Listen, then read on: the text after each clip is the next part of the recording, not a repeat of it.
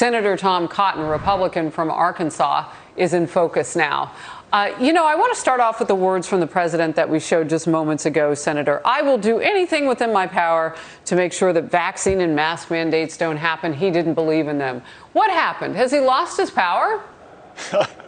I think Joe Biden has seen those polls you just cited, Harris, declining rapidly for his job approval and especially his handling of the coronavirus. And that's why he's broken his promises to impose these mandates that are almost certainly unlawful.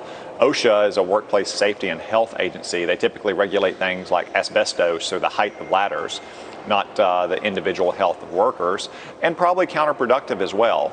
We've all seen the stories about ships piling up outside the Los Angeles ports or trucking companies not having drivers. We see that when we go to the grocery store, when parents are shopping for Halloween costumes or Christmas gifts. How many of these workers are going to quit working who are currently working in very strained conditions because Joe Biden wants to turn their bosses into his COVID police? So this is not only an unlawful mandate, but a counterproductive and unwise mandate as well. Are you in your state, Senator, seeing what we're seeing here in New York? And that is just a befuddled nature financially of businesses to try to figure out what the president is really trying to do here. These are not big corporations necessarily. This is down to 100 employees. This hurts the mom and pop operations who may not be able to hire literally a vaccine checker at the door. Yeah, I've heard it from across the state, Harris. These are oftentimes small and mid-sized businesses. As you say, they're oftentimes family-owned. They have competitors who are smaller than 100 employees, so in a very tight labor market, workers who don't want to abide by Joe Biden's mandate can simply walk down the street to a new company, sometimes getting higher pay as well. Meantime, these employers are going to face thousands of dollars of fines if they don't act as Joe Biden's COVID police, all directly contradicting the promises he made, not just in the election, but after the election as well.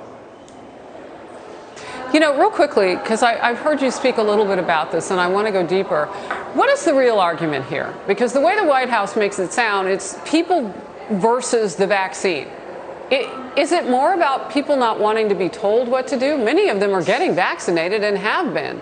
So I really want to drill down to what the fight is about and whether or not the president honestly believes that this is how you fight from his point of view.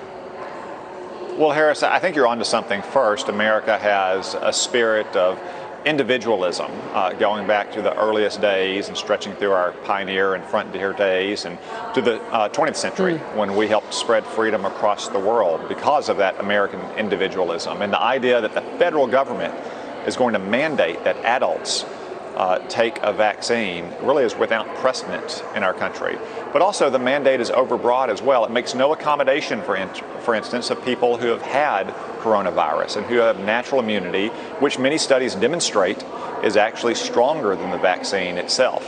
So the mandate is not only kind of bucking up against that spirit of individualism, especially when it comes from the federal government, not our state and local governments, but also by the fact that it's overbroad. It doesn't account for people's individual health circumstances, whether they have already had the coronavirus or whether they have certain health conditions that they're worried about taking another vaccine, or they commonly have adverse reactions to other vaccines as well.